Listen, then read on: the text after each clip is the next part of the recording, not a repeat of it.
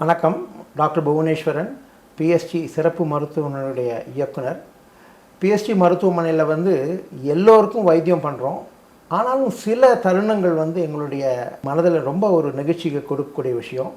இந்த சின்ன வயது பாட்டி ஜெயலக்ஷ்மி பாட்டிக்கு 99 வயசு தான் ஆயிருக்கு. இந்த 99 வயசில் இந்த பாட்டி நம்முடைய மருத்துவமனைக்கு கால் முறிவுனால் கூட்டி வரப்பட்டார்கள்.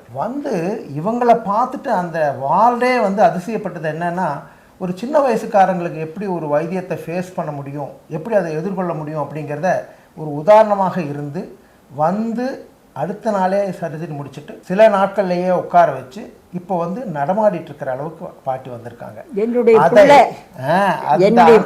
அந்த அனுபவத்தை அவர்களா உங்களுக்கு சொல்ல போறாங்க. கேட்குறீங்களா? என்னுடைய பெயர் ஜெயலக்ஷ்மி.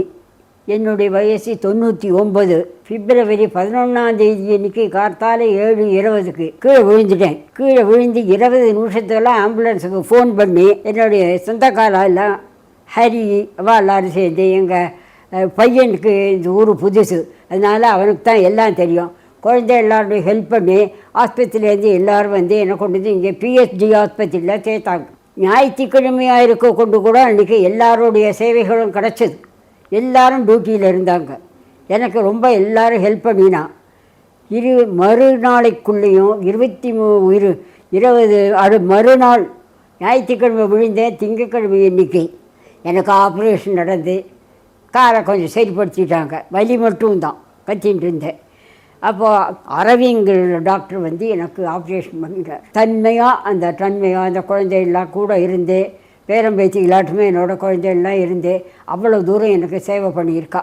ஞாயிற்றுக்கிழமையாக இருந்து கூட அவ்வளோ பேரும் எனக்கு ஆஸ்பத்திரிக்கு வந்தது எனக்கு ஒரு ஆச்சரியமான விஷயம். அது ரொம்ப பெருமைப்பட வேண்டிய இந்த பிஎஸ்டி ஆஸ்பத்திரிக்கு ஒரு பெருமை அது. என்னுடைய நன்றியை தெரிவித்துக் கொள்கிறேன். டாக்டர்கள் அத்தனை பேருக்கும் என்னுடைய நன்றி. எனக்கு சேவை புரிஞ்சவா அவ்வளோ பேருக்கும் நன்றி. அவ்வளோ பேருக்கும் என்னுடைய ஆசைகள். என்னுடைய 99 வயசுல இந்த மாதிரி ஒரு நிலைமை ஏற்படும் நான் நினைக்கல. நினைச்சதுக்கு என்னை எல்லோரும் குணப்படுத்தி விட்டுவிட்டா. அதனால் எனக்கு பரம சந்தோஷம். இன்றைக்கி என்னை நடக்க வச்சுருக்கா. இன்னும் ஒரு 15 நாளில் கொஞ்சம் நல்லா நடப்பேன்.